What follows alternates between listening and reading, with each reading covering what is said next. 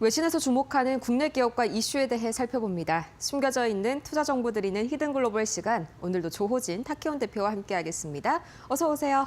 예, 안녕하세요. 네, 정말 뉴욕 증시 밤사이 정말 또 롤러코스터 장세를 연출을 했습니다. 오늘 우리 시장이 조금은 좀 걱정이 되는데 현재 외신 쪽에서는 국내 시장을 어떻게 보는지 궁금하네요. 오늘 첫 번째 투자 인사이트는 또 어떤 외신에서 준비를 해주셨을까요? 예. 어저께 우리나라 증시가 급반등을 했죠. 급반등해서 이제 FT가 급반등한 거에 대해서 기사를 썼습니다. 네. 그러니까 우리나라 증시 규모가 얼마 전에 이제 6,000피를 넘어서면서 프랑스를 넘어섰다 이런 얘기가 나오면서 제가 보기에는 증시 규모가 커지니까 월스트리트저널이나 FT 같은 경우도 우리나라 증시를 예전보다 더 훨씬 많이 보도를 하고 있습니다. 네, 그럼 자세한 내용 함께 보시면서 좀 이야기를 나눠볼까요? 어제 코스피가요, 그동안 워낙 급락이 심했던 만큼 아시아 증시 내에서도 굉장히 좀 독보적인 상승률을 보였습니다. 이걸 다뤘다고요? 예.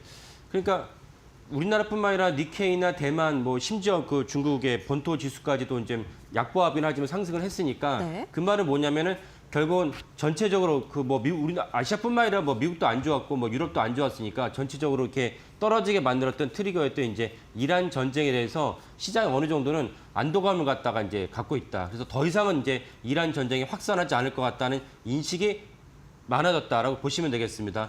만약에 이란 전쟁이 더 확산된다고 한다면 중국이 개입한다든지 중국이 거기서 뭔가 레토릭이라도 실제로 그 무력에 대한 어떤 지원은 없을지라도 중국이 거기에 대해서 레토릭으로 이제 뭔가 부정적인 발언을 한다든지 원래 시진핑 주석과 트럼프 대통령이 이제 4월 달에 만나기로 했는데 안 만날 거야 이런 식으로 했다든지 이러면 이제 추가로 확산되면서 떨어졌겠지만 그런 것이 없어지면서 어느 정도 시장이 좀 안도하면서 지금 화면에 보이신 대로 니케이 같은 게도 오르고 중국의 어떤 지수도 조금씩 올랐다. 그래서 이런 것들은 그래도 올랐다고 이해가 되지만 한편으로는 우리나라 증시는 이 증시의 반등보다 엄청나게 올랐으니까 그 부분은 사실은 우리나라가 그 아시아 국가들보다 더 많이 떨어졌죠. 더 많이 떨어졌던 그쵸. 것은 단지 이란 때문이 아니고 제가 어제 말씀드린 대로 우리나라 특유의 반대 매매 너무나도 많이 오르면서 개인들이 무차별적으로 이제 개인 신용절 땡겨 쓰다 보니까 첫날에 이제 7% 떨어졌을 때 몸을 사리면서 그 신용을 갖다가 어느 정도 정리하셨어야 되는데 정리하지 않았던 거죠. 그러니까 추가로 이튿날 이제 그 증시에서 12% 떨어지니까 반대 매매가 발생했던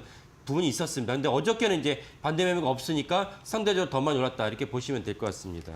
네, 또 워낙 그렇게 반대 매매 때문에 급락했다 보니까 이 상승폭이 더 큰 거는 당연하겠지만요. 거기에 파이낸셜 타임스가 한 가지 더 이 급등 배경으로 지목한 이유가 준비가 돼 있다고요. 예, 그 FT는 뭐라고 썼냐면 이제 이재명 대통령이 100조 원에 이르는 증시 안정 기금을 집행하라라고 지시를 했다는 부분을 이제 FT가 언급을 했습니다.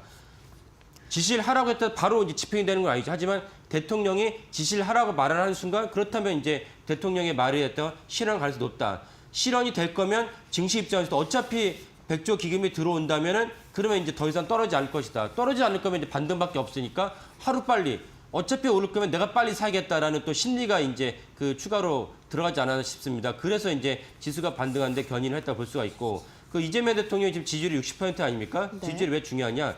지지율이 낮으면은 대통령이나 말할지라도 사실은 이제 실제로 실현되는지 잘 않을 수도 있습니다. 공무원들은 실현한다고 하면서도 계속 뒤처진다든지. 근데 지지율이 60%면 국민들 입장, 그 공무원들 입장에서 그 실무진들 입장에서 능동적으로 이제 그 실현할 가능성이 높고 또 집권 여당도 역시 과반수가 넘는 의석수를 갖고 있기 때문에 이런 것들은 전반적으로 이제 이재명 대통령의 발언 한마디 한마디에 무게가 실린다라고 보시면 되겠습니다.